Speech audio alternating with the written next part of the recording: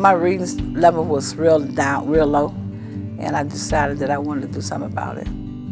I had no education, none at all. My reading level was very low.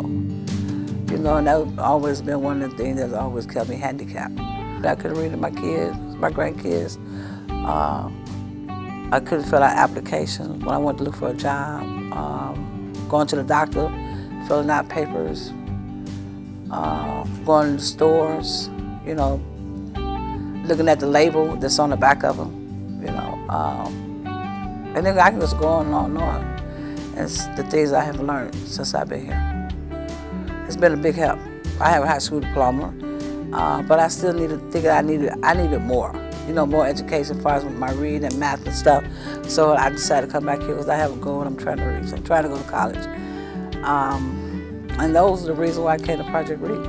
I would be still stuck where I was 5 years ago or 4 years ago. It's very important. This is a very important program. That's why I come here every day for years, faithfully. I love Project Read, and I would encourage anybody to come here. I mean, if you can't read, just come. Just try it out and see. It ain't gonna hurt to try.